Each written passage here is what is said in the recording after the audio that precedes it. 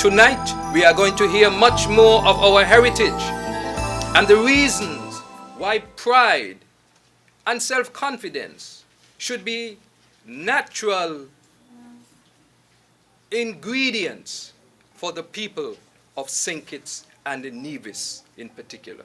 I will do two poems. First one is Proud to be Black.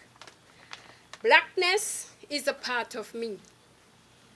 The day of my birth made it a reality. This I'm proud to stand and say, I'm glad I was born no other way.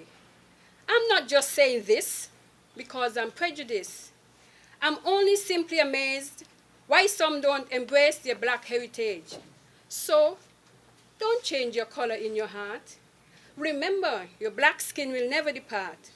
For this is how it was meant to be. You will always be a part of black history. Thank you. I know a nation. I know a nation who sailed across the lonely seas, far away to foreign lands, chained hands and feet, bruised and battered by masters' hands. Yet it rose. I know a nation strong and black, raped of its inheritance, dignity, and pride, whose sons and daughters looked down from the auction block and cried for their freedom that was denied. Yet it rose. I know a nation whose families scattered from shore to shore, who worked hard night and day, hearts stained with invisible scars, while freedom beat strongly within their breasts. Yes, this black nation rose. Thank you. On behalf of the Ministry and the Government of St-Kitts-and-Nevis, heartily welcome our esteemed researcher and lecturer, Mr. Lasconi of the Republic of Congo in Africa, but who I understand grew up and now is based in Paris in France. We are certain that with his extensive academic background in matters relevant to our chosen topic this evening, we should anticipate that he would bring a well-informed perspective on the issue of slavery and the slave trade in his conversation with us tonight, as this lecture series continues to present high-caliber experts and authorities on the topic. I would also like to take this opportunity to commend the National Scientific Slave Route Committee for its continued implementation of these activities that fall within the UNESCO Slave Route Project. This committee is charged with the task of raising national awareness, promoting debate, and helping to build a consensus on the approach to be taken in harnessing the ideas and assets related to the slave trade and slavery. The members of the committee volunteer their services as part of their contribution to national development, and we would wish that you applaud them in their efforts.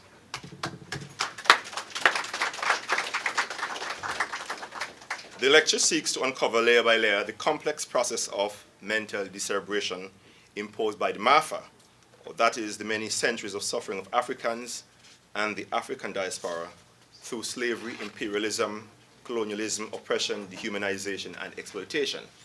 And it will explore the various sophisticated and interrelated modalities by which it was able to achieve many of its objectives.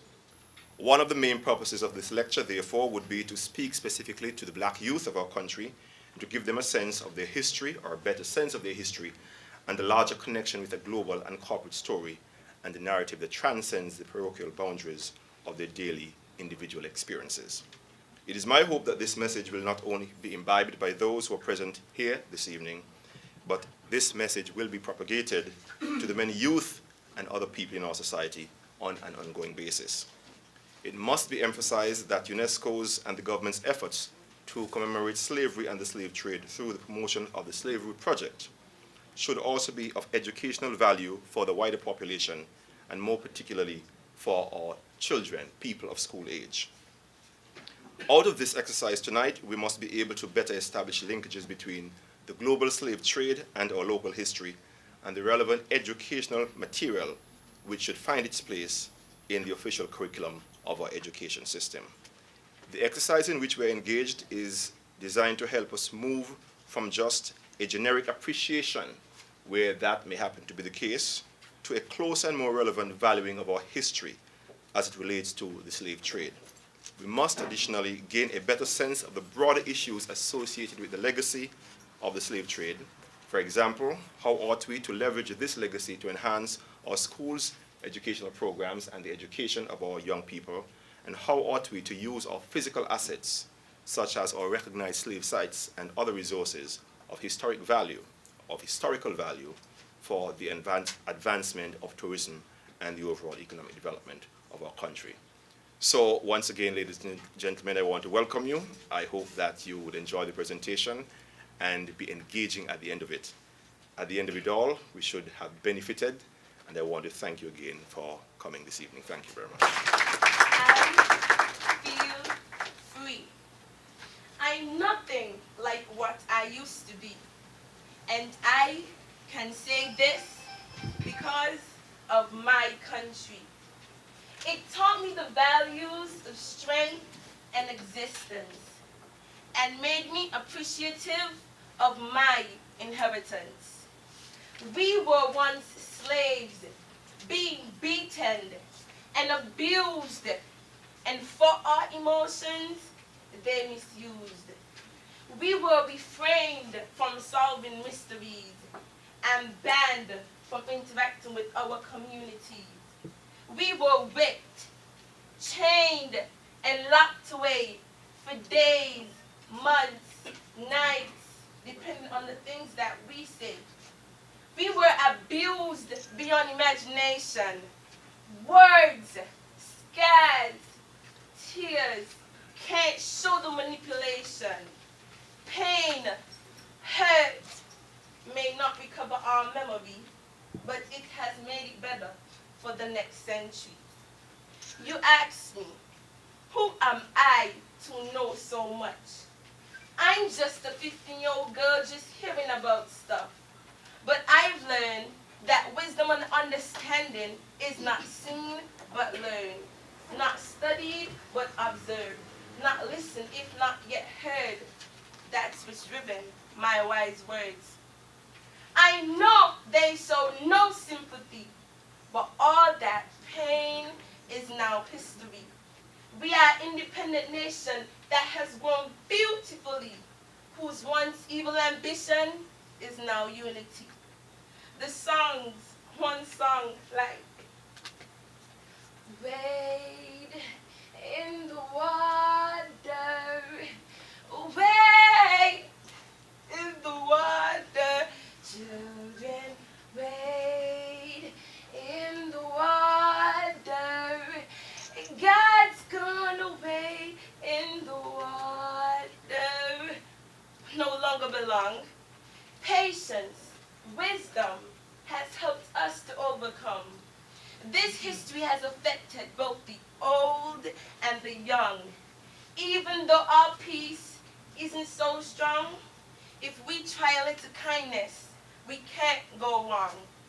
This has molded my future, my identity, my country, where I can confess, rebuild myself, and express myself. Thank you. Mr. Lasconi has permitted me to just call him by his last name. His first initials are 6, NYSYMB, none of which I can pronounce, so he has given me permission to just call him Mr. Lasconi. Mr. Lasconi was born in Brazzaville, Congo, and grew up in Paris, France. He is a man that multiplies, multidisciplinary. He is a writer, historiographer, researcher, poet, documentary filmmaker, and jazz band leader. He has penned several books and produced several films, all activities aimed at defending a cause that he considers essential. The subjects of his documentaries betray his passion and commitment for history, jazz, and Negro art. He has studied the history of African with the griots in the greatest initiatory centers of the hinterland, music at the Municipal Conservatory of Music and Dance, and cinema at the Preparatory School in Cinema and Audiovisual. He knows and has played with many of the great jazz musicians of our time, and often spends his time in all the legendary places where the music is produced. It was after reading the philosophy and opinions of Marcus Garvey that he finally committed to the history and Negro art. He has traveled 23 countries in Africa, 18 in Europe, 11 in the Caribbean and America, camera in hand. He made more than half his journeys with his wife and children to prepare for the rotation. His aim is to show the other side of Africa, the laughing, the singing, the creating, and not one that reaches out to receive alms. The books can be read and understood by those who are literate, while images can be more easily interpreted even by the illiterate. For nearly 2 decades, the activist has lectured on jazz and on various historical subjects relating to the Negro question. He has performed as a lecturer in many schools, universities, institutions, cultural centers, bookstores, libraries, and museums. The themes have focused on Marcus Mosiah Garvey, themes such as slave trade and slavery, Africa and its civilizations, Africa colonization, sociology, and political. From France, Paris, Burkina Faso, Guadeloupe, Germany, Antigua, Mali to St. Kitts, Lascani's aim is to popularize knowledge because ignorance is the main source of incomprehension between human beings. A man who travels a lot does not carry prejudices in his luggage. He concludes, when the history books and foreign media caricature Africa, it is the duty of one who is born to correct this false image. That is why he has just completed 2 series of documentaries entitled Portrait of Engineering Africa and Africa, the Hidden Beauty, a long journey that takes us from the coast of the Zambezi River to Sahel. Monumental works for those who cannot move. His motto is faith, determination, and courage. These 3 elements are, according to him, essential to the course. Ladies and gentlemen, it gives me great pleasure to introduce to you a man who is telling our story so that the story of the hunt will no longer glorify the hunter. To introduce to you a man who will remind us that we stand tall because we stand on the shoulders of many ancestors before us. Ladies and gentlemen, Mr. Lasconi. His Excellency Governor, distinguished guests, ladies and gentlemen, good evening. I am honored and pleased to be part of UNESCO Slave Road project as a lecturer. Once again, I would like to thank Mr. Randolph Hamilton, Mr. Lloyd Lazar, Mrs. Helma Richard, and all the members of the UNESCO National Committee for inviting me in the Federation of St-Kitts-and-Nevis. I am also grateful to all the Kittitian and Nevisian for their hospitality. I feel at home. Well, English is not my first language. I come from Congo-Brazzaville, which is a French-spoken country, but I will do my best to be understood. I knew that people in the West Indies are thirsty of knowledge. It is my duty as an African to bring you clear water because I come from the source. Well, books are full of lies. I brought 6,000 pictures, 500 hours of video, just to show you how beautiful was Africa, how great was the motherland. But I'm disappointed because I have just 1 hour, and it's not enough to show you 500 hours of movies. Because I would like to show you the greatness of the African continent.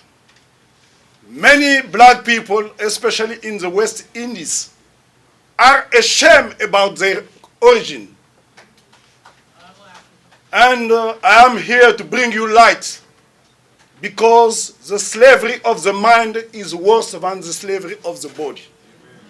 Marcus Garvey, which I consider to be my spiritual father, said, a people without knowledge of his past history, origins, and culture is like a tree without roots.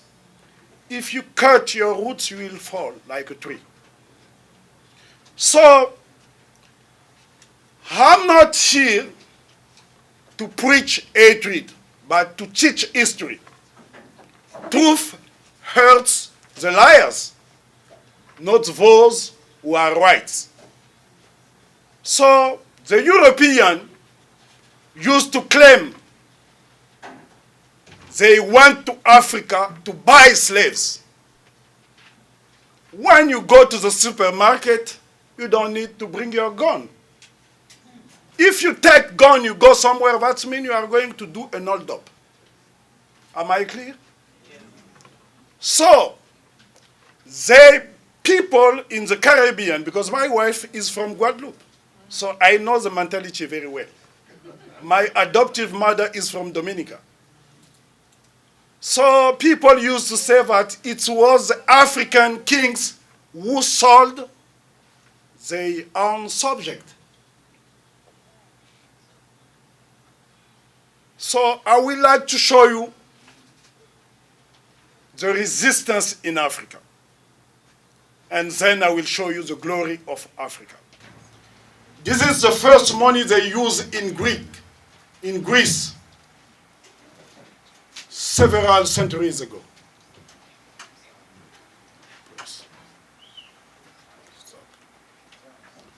A black man on a Greek coin. A black man on a Greek coin. This is the first money they use in Greek. 550 years before Jesus Christ. A black man in Greece. Because the Africans were the master of the world. They taught civilization to the Greek. And it was the way to pay a tribute to the master. Let's go to Ethiopia. Palais de Fasilidas. This is not a painting, this is a picture. This is a castle. It was built in 1632. Ethiopia is not in Europe. It is in Africa. This is Ethiopian map. I would like to take you to Lalibela. When you see this, you have an impression to see a cross. It's a 4 floors building. It was built in the 13th century by Emperor Lalibela, a black man like me. 13th century. Nobody knows how they built it. You can see it. You have 11 churches like this in the city of Lalibela, Ethiopia. You have 11 churches. All the 11 churches are linked by a tunnel. This tunnel is very long, 20 kilometers, to reach each church. They said we are wild. We are in Rome, in Italy. When I first visited Italy 25 years ago, I say, wow, it is very beautiful. This monument is called the Assum Obelix. It was stolen by the Italian in 1935 in Ethiopia, when Mussolini decided to invade Ethiopia. When you take something that doesn't belong to you, that means you are a thief. In Africa, in 2005, it was stolen in 1935. They wanted to build churches. This is Malwango, the African king. You have the Portuguese down, like slaves. I found it in the Vatican.